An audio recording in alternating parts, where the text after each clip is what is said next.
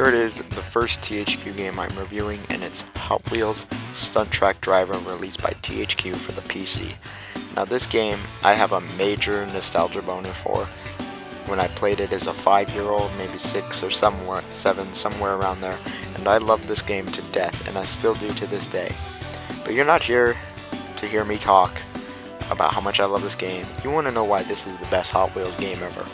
So Hot Wheels has really no story, it's just a kid playing with his Hot Wheels, that's it.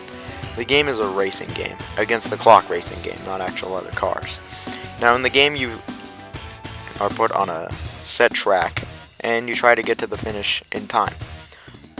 All the tracks, if you couldn't tell, are pre-rendered except for the car. Now it will always be the same track, no matter what. Whenever you go off ramps, you can do some tricks, you can do spins, flips, basic stuff. Now whenever you land a trick, you get a boost, and you need these to finish the tracks in time. If you land the jump wrong, or take too big of a turn, you crash. And depending on where you crash, it may screw your whole race over. Crashing is very bad, it's a no-no. Now as a kid, I remember this game was hard as balls, and I'm gonna be honest, this game is still pretty decently challenging to this day. If you crash more than once, you're pretty much done, son.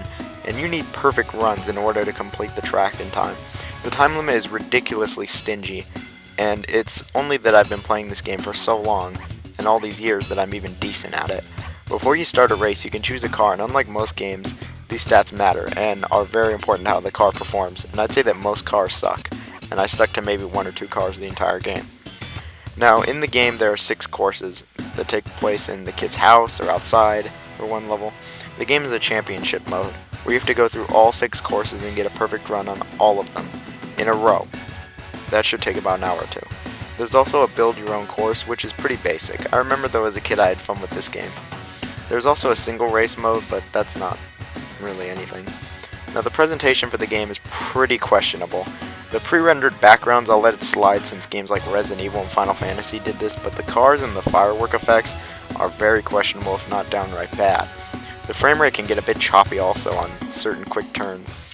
The sound in the game is pretty great. The music is very good on all levels surprisingly, and the car effects were pretty good for being toys.